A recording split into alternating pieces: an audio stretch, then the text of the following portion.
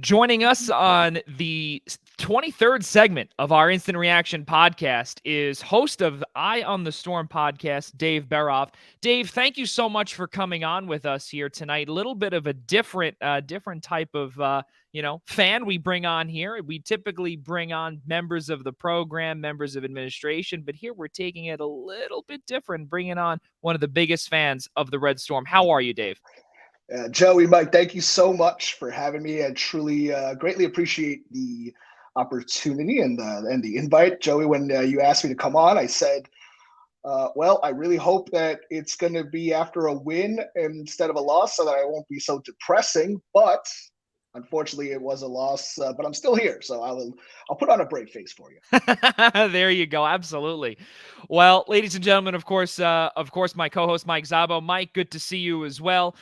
Dave, I'd like to start off with this, just for the folks to kind of get to know who you are.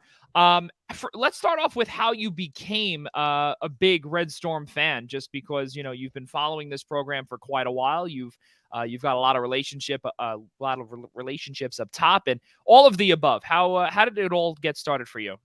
Starts with a diploma from the university, class of 2010. When I was at the university at 2007, I joined WSJU, which I believe you both are proud card-carrying members of. So I did that, did some play-by-play and radio work at the school, was able to be a sports director and get my feet wet. It's what I wanted to do. Became a journalism major, and it kind of stuck ever since then. Started calling games. It was at one point was the goal in life, and I did it for about 3 years out of college, but didn't pay the bills, so I made a hard left, doing something else. But that St. John's red still bleeds, and it'll never go away. Season ticket holder now, and just doing what I can right now to help the program. Yes, I do have relationships that I've worked to continue to develop within the school, within administration. I like to do what I can, help the players, help the staff, and listen, we are all fans. At the end of the day, we want to see this program succeed. It's been a long time, and I think we can all do our part in one way or the other. I'm going to keep doing it. Yeah, absolutely. And that's really fantastic for all of us too. Myself, Mike, and now you, Dave. We're all part of that WSJU family. That's fantastic stuff to hear. Well, it was a tough game against Marquette that St. John's got a chance to play in on Tuesday, 96-85 loss. It was the team's fourth straight loss, and something that we got a chance to hear over and over again afterwards was that St. John's allowed 96 points, which was the most that it's ever given up inside Alumni Hall / Carnesecca Arena in its history. And that is something that is telling. And Dave, you and I got a chance to see Seton Hall live, and I heard you from press row, and I turned around and I saw you over there really making noise, which is fantastic. And, I'm sure the Johnnies need a lot more of that because, with Villanova, they blow an 11-point first half lead. And then Seton Hall, they lose another one because of another double-digit collapse. And then Marquette, only 9 points. Listen, a collapse is a collapse, but really tough stuff to see. How long can this go on for? I think that's the biggest question that St. John's faithful and fans are really wondering.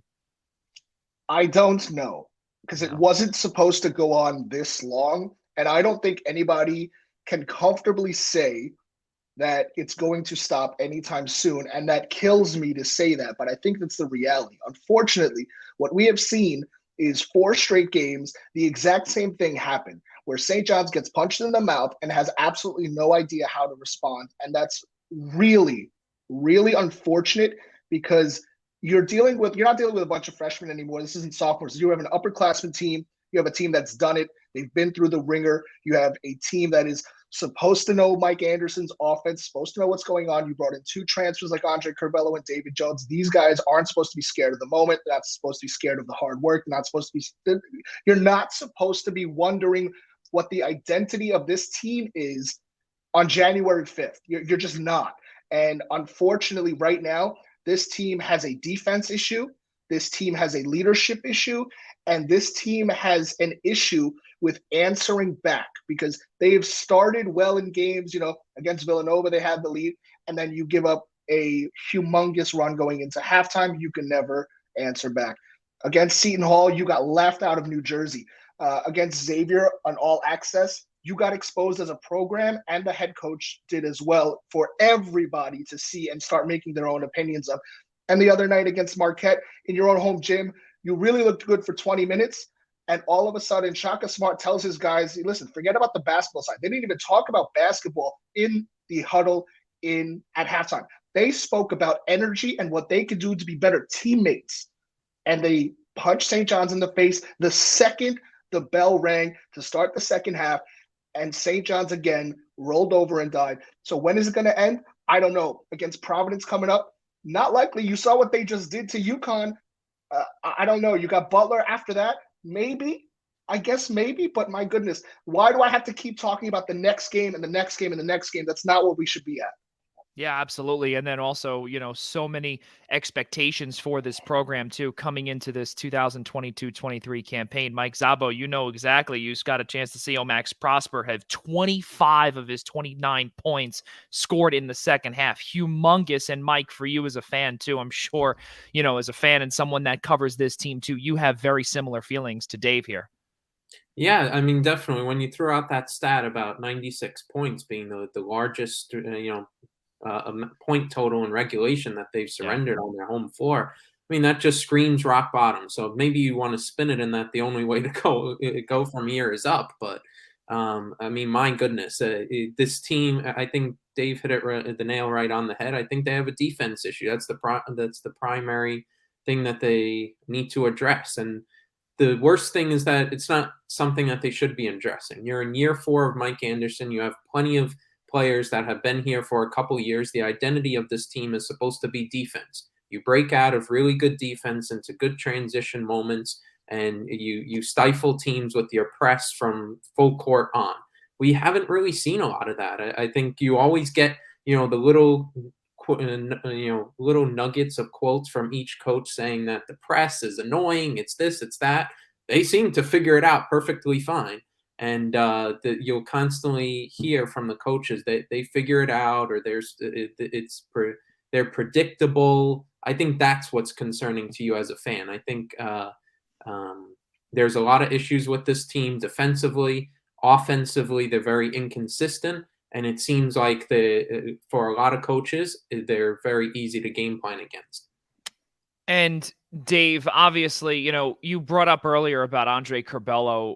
There were multiple reports saying that I believe Zach Braziller reported it first, and I've been trying to confirm it, and it was, I spoke to Zach about it. I didn't get the exact verbiage of what it was, but it was something about team standards, and we eventually saw Andre Curbelo in the crowd. And we saw him, on the concourse during the Marquette game. He was pretty much incognito. And for those baseball fans out there, if we remember years ago when Bobby Valentine was thrown out as Mets manager, and he came back in, incognito with a mustache and stuff like that.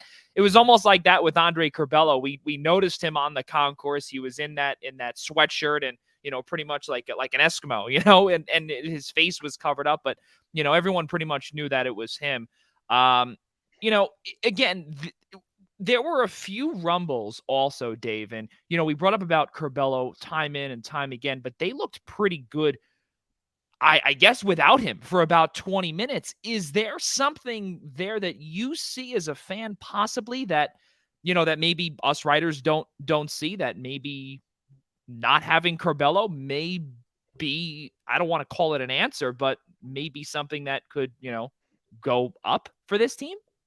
No, I think that when you have a talent like Andre Curbelo, somebody who came from Illinois and in his first year with Illinois is one of the top incoming freshmen, preseason All-American his second year, a guy who was an absolute stud at Lou High here in New York in high school.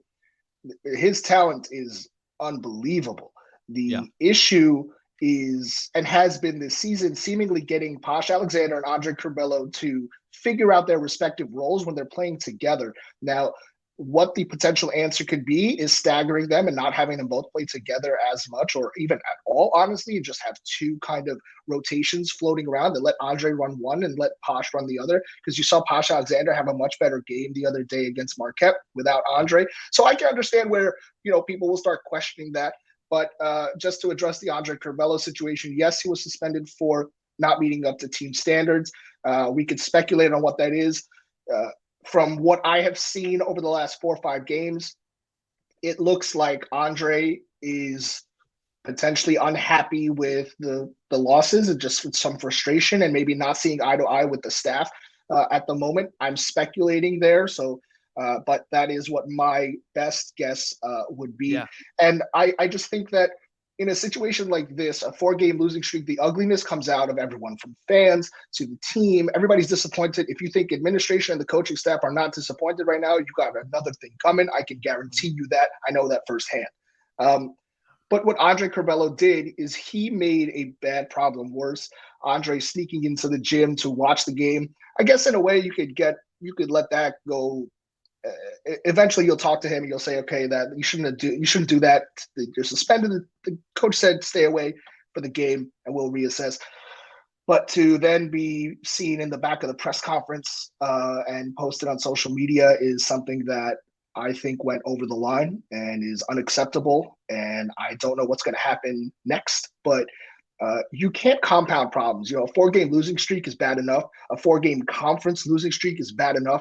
Now you bring attention to this, and now you got people talking about, oh, do you have a fractured locker room? Has Mike Anderson lost the locker room? Why is Andre Curvelo not respecting his coach? And you have all these other ancillary storylines that are coming out. And you know what? The losses are enough. But what we're talking, like, that's enough pressure. That's enough bad juju.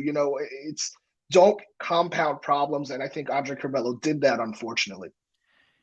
You bring up about some of the bad juju. Let's talk about the good about this program, because I'm sure that a lot of St. John's faithful wants to hear the good. And this is one that Mike and I have discussed off camera multiple times in our group chain, is Joel Soriano, because what he has brought to the team leadership-wise as a captain, what he brings to the post-game press conferences every single time, is truly outstanding. Because I'll be honest with you, again, this is why I'm sitting here and not going out playing.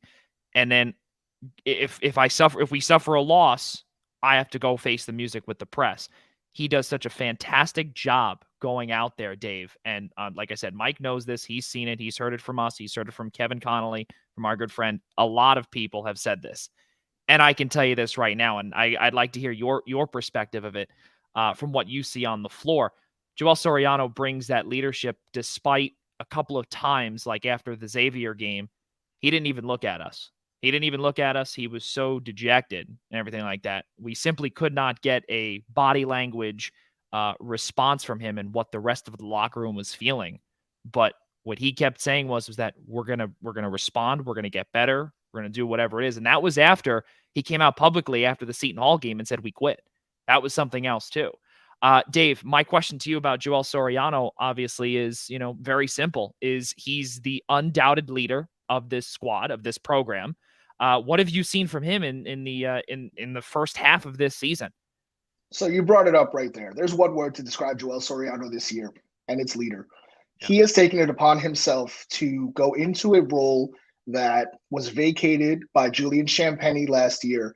He is somebody that's scoring over 16 points per game, over 12 rebounds per game. He leads the country in double-doubles. He's shooting almost 60% from the floor, averaging over a block and a half a game.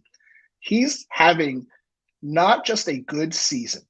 He is having a all-time big man season for St. John's, and it's not something that you would have expected from a guy who was scoring 6 points per game last year.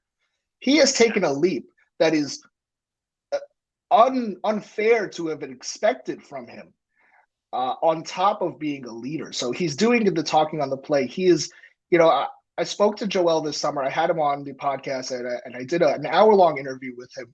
I've spoken to everybody in his circle. I've spoken to strength coach BK at St. John's. The work that Joel Soriano put in this offseason and continues to do, and why I think his story is so special, is because it's oftentimes you talk about somebody putting in work. There's cliches, I'm always grinding, grind don't stop. I'm always working, rise and grind, all this social media stuff.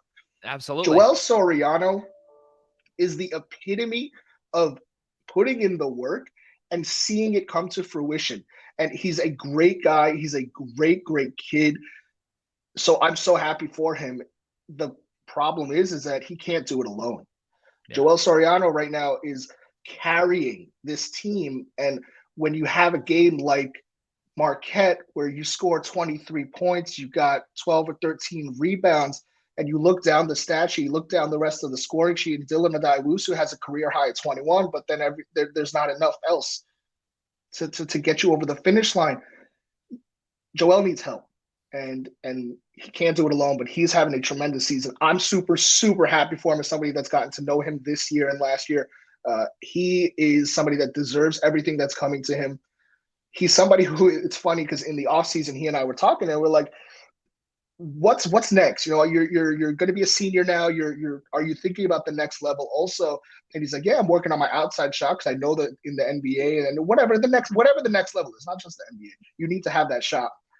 And so in a few preseason games and even at the tip-off event that St. John's had, I told Joel, I'm like, listen, you got to start shooting some threes. You owe me some threes. And he's like, you know what? I'm going to take a few for you. I think he took one joking around, but he actually hasn't done that yet in the regular season. So Joel is somebody who knows his game. He's not going to try and force it, even though he knows what is needed. You've seen the mid-range jumper, I think, improve for Joel Soriano this year as well. So he has extended his game a little bit, not just in the paint, and you're seeing a really complete player. His post moves have gotten a lot better.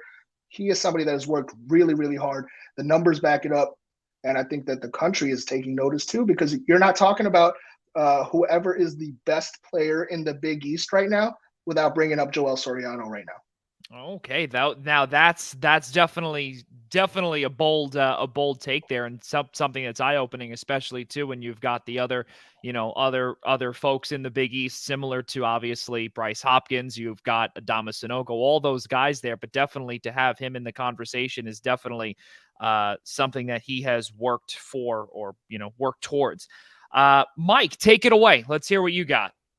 Yeah, I mean, well, at the end of the day, we're all sports fans, and we all like to rally around the stories of, players that have previously, they're meh. We like to see them improve and become good players, or good players become great, and great players continue that consistency. It's the oversimplification of us watching sports and the stories we love to rally around. And Joel Soriano has been one of those stories. He transferred over here from Fordham and was very heralded among St. John's fans in the sense that you haven't had a legit big man in a long time for this program. And he's really evolved into that role and has been exactly what you could have hoped for and more this year. I think he's surpassed a lot of people's expectations and what he could contribute scoring-wise. And he's been an unbelievably fantastic story. I mean, he's averaging well over a double-double. I mean, you could just blink and, keep your eyes closed on the game, and you probably would be shocked if he doesn't get a double-double in a game. So it's fantastic, the impact that he's having. You'd only hope that doesn't completely go to waste this year, and the rest of the team can completely rally around him and give him some support to help them win some more games. And Joey, if I could just clarify really quick, just because I realized what I said. First of all, I meant Joel Soriano is definitely one of the most improved players in the Big East. I think that you could certainly discuss him with the best big men in the Big East in regards to Adama Sanogo, in regards to Manny Bates, in regards to Ryan Kalkbrenner. I think he would be in that conversation. I would find it hard-pressed, or if I'm talking to somebody and they don't bring it up, I'll stop the conversation because you're just being a hater. As far as best player in the Big East, I believe I misspoke there. I apologize. I love Joel. I'll go to war with Joel any day of the week. I meant to say that he's one of, if not the most improved player in the Big East. And I honestly think he's the best big man to put on a St. John's jersey, probably since the guy that's on staff, Zendon Hamilton. Okay, that again, yeah, for sure. I could definitely I could definitely see that being Yeah, that's fair. Now I really have to now open up the archives in my head there. So I'll leave you to that there, Dave. That's pretty good. Going back to what Mike had said earlier, yeah, and really also Dave, what you had said too, about certain things with this program that we've gotten to see, kind of circling back to where we started was, how long can this go on for? A lot of folks, including myself, and a little bit of the basketball fan in me, a little bit of the alum in me that runs through my blood, Dave, um, wonders about recruits and some of the recruits now, and even some of the recruits that have been offered a spot on the roster by Mike Anderson and company. When I guess for those, and I'll put this question in a certain manner. How do what do you say to yourself when you look and say, and when you look and see what is transpiring right between our very eyes? Um, is there something that is attractive to this program still that there's no in-game adjustments. There's the exposure, as you had brought up on the Fox Sports All Access. Sean Miller is pretty much running laps around you and the entire staff and every single person in that huddle. What is attractive about this team at this point? Well, it's a fair point when you lay it out that way. You have to question why a kid would come here. Well, first of Yeah. all, opportunity on the biggest stage in New York still matters. Playing at Madison Square Garden still matters. I know that fans are upset. There's only 4 games this year. I've been told there's at least 6 next year. So you're going to have more games at the Garden on the biggest stage. There's room for playing time here. There is still that cachet of playing in New York, of being at St. John's. It doesn't hold the same weight that it used to, and it the free flowing system, whatever you want to call it, with Mike Anderson right now, is something that is attractive to a guy like Brandon Gardner that is coming in next year, 4-star, top 100 kid who is an absolute freak athlete that is tailor made to run up and down Carnesecca Arena and Madison Square Garden. He's blocked shots. He knows how to rebound, has a nose for the rim, tailor made for it. Yaxel Lendenberg is an All-American JUCO that is coming in next year. 6'9", is a point forward, can put the ball on the floor, can run as well. And St. John's just got a verbal from Harrison Reed, a shooter from South Dakota who's currently playing in Phoenix, is someone who most people might not know of, but he is coached by John Ortega out in Phoenix. He has developed a lot of great players. This kid plays on the Grind Session Tour, which is a tour that has a lot of the 4- and 5-star kids. He's averaging 45% from 3. He is one of the best shooters in the world. He trains with Dame Lillard and CJ McCollum's shooter. This kid knows how to move without the ball. He's somebody that has a skill set that St. John's desperately needs and could use this year, hasn't had in a while. And I think that St. John's is still a place that, the Big East, people grew up on the Big East. These kids' parents, they grew up on the Big East. That holds a lot of weight still. They know what kind of basketball is played here. And you know what? The rest is up to us, in the organization, the team, that you got to win. You got to win. You got to put St. John's back on the map. These kids got to be the pieces to get you there. Yeah, absolutely. And and that's the big thing too. The last time that St. John's it's been, I think, what 2000, the last time they were in the field, not including 2019, that first 4 trip with Chris Mullen and that Arizona State implosion. It's been a long time. It's been a real long time, Dave, and 22 years. Yeah, exactly. 22 years. It's been I'm looking at it's been a real long time, and you look at at the future. And it's like, all right, well, how do you get these students in the seats? What do they know? Do they know losing?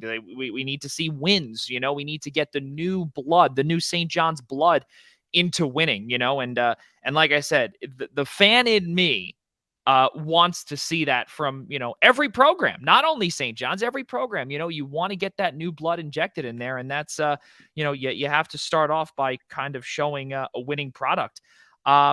Dave, something else too, and we brought this up, Mike and myself. Dave, you and I were at that Seton Hall game last Saturday on New Year's Eve, and something that I had reported was that Father Shanley, the new school's president, thank you, was there. Now, that's not obviously out of the ordinary, but something that you typically do not see is the school's president pretty much right behind the athletic director, sitting in the back of the press conference, kind of there. Again, I've been in college athletics for quite a while, working on the administrative side, and I personally have never seen that. Is that something that maybe is alarming to you? Is it something that maybe, he needs to see things firsthand on the status of the program? What do you see with that? So when I heard about that, I reached out to a few of the media members that were in that room with you. I reached out to others, and I asked, over the last 2 years, has Father Shanley ever been in the media room for the press conference? I was told no. I don't know about you, or you, Mike, Joey, Mike. If your boss goes into your office or wants to sit in on a client meeting of yours just to observe, that sends a message. I will tell you guys this. Father Shanley is somebody who is very, very aware of how important the basketball program at St. John's is to literally everything else at St. John's University. He is somebody that came from Providence University and turned around Providence basketball by making some really smart decisions. They opened up a $60 million beautiful basketball facility because of the success of that basketball program just a few years ago. Providence basketball is now one of the top half upper echelon Big East teams. Yep. That was Father Shanley's doing. Well, obviously the basketball team had to perform, but he helped in making that happen. So when I hear that the president of the university is sitting in the back of the press conference of the head coach, it means that he's paying attention. That doesn't surprise me. I know for a fact he's been paying attention for quite a while. I think that it's sending a message that, listen, I am watching everything. I want you to see me watch everything. I'm not hiding. I'm not trying to blindside anybody by doing anything. And I think that it's easy to say that if the president is watching what the head coach of the basketball team is doing and saying after losses, there is expectations to change those losses into wins. Yeah, I think that is perfectly said. Mike, do you want to follow up with that? Yeah, I think Dave's perfectly right. I mean, it's something to note. I think we could go into a huge conundrum of speculation on it, but I think it's something always to keep in the back of your mind that, clearly the way the state of the team has him warranting that I need to come down from the wings and come take a seat in the back of the press conference. I think it is something notable, but I think it's something we may get more on later in the season if we see more appearances, let's say, in that sort of line. I think it's something to always keep in the back of your mind for now, but I think it's an interesting note. Yeah, and something else too, like I said, when I saw it, I saw him there and I was like, oh, okay, and I'm sure Dave, you saw him probably on the other side, just schmoozing with all the St. John's brass and everything like that. And I was like, oh, okay, good. He was there, taking in a game. Why not? It's Seton Hall. It's over the river. It's not that far, but then certain things, like I said, in there, and then you kind of add everything together. And then it's like, oh, Okay, well, those are questions that that kind of set off a light bulb there.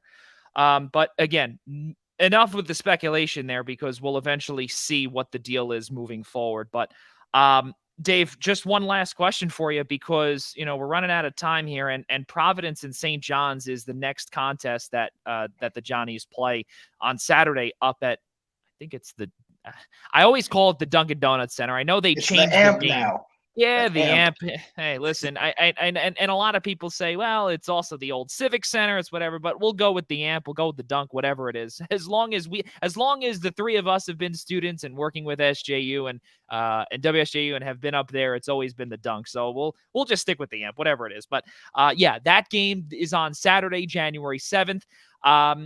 Dave, I'm going to put you on the spot here. Your prediction for that contest, because again, you brought up earlier, Providence took down UConn just on Wednesday night, and that was something too that Danny Hurley said they got embarrassed in that building. I think that's a little bit harsh by Danny about his club. Providence is a good Do you expect anything less though from team. Danny though? Yeah, that's fine. That's fine. I don't think they got embarrassed. I think they got outplayed on the road in a place that's really, really hard to win.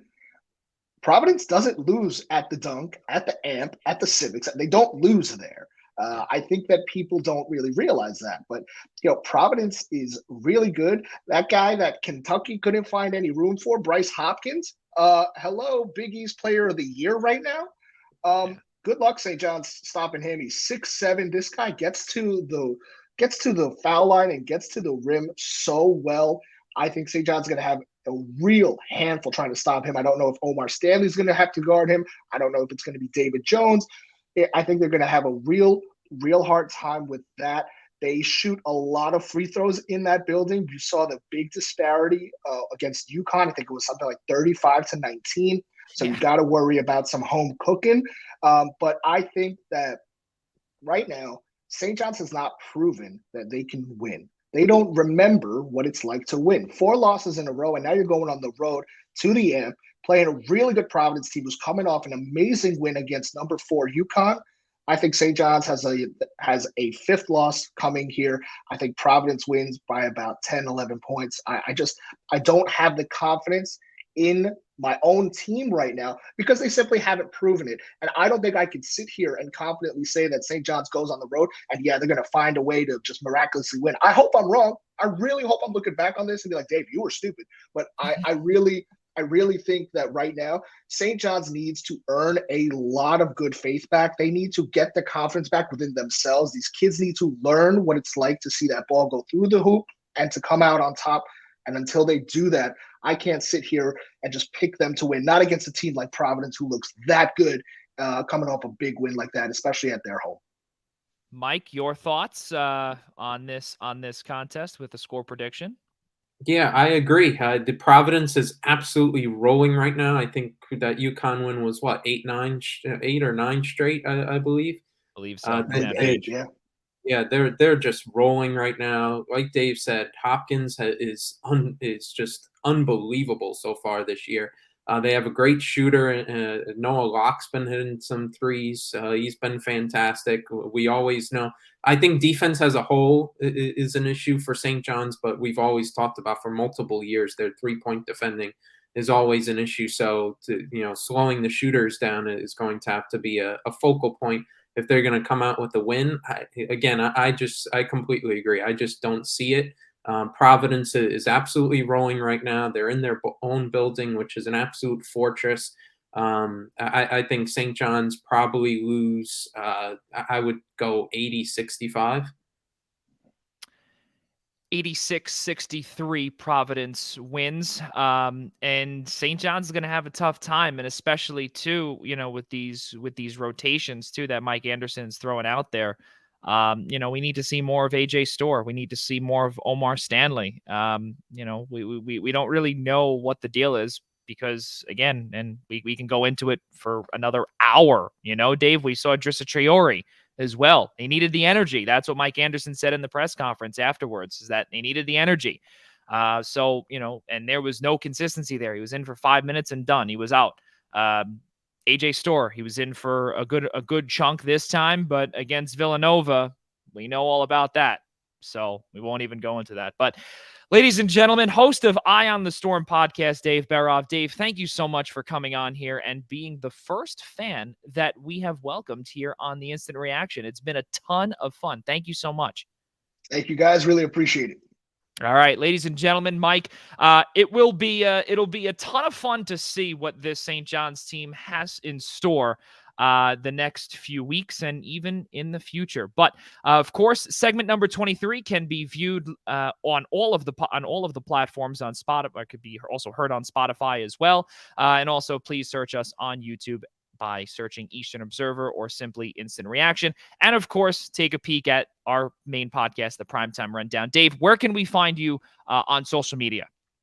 I'm on Twitter, Dave_E. What's my thing? Dave with 2 E's _E is the Twitter handle. You can follow the podcast page at Eye on Storm Pod, Apple, Spotify, wherever you can find it. Just trying to do what I can to bring that St. John's content to everybody out there. Excellent. All right, ladies and gentlemen, of course, the Primetime Rundown episode number 105 will be airing tonight on the Eastern Observer platforms. We will see you all next week for another Instant Reaction segment.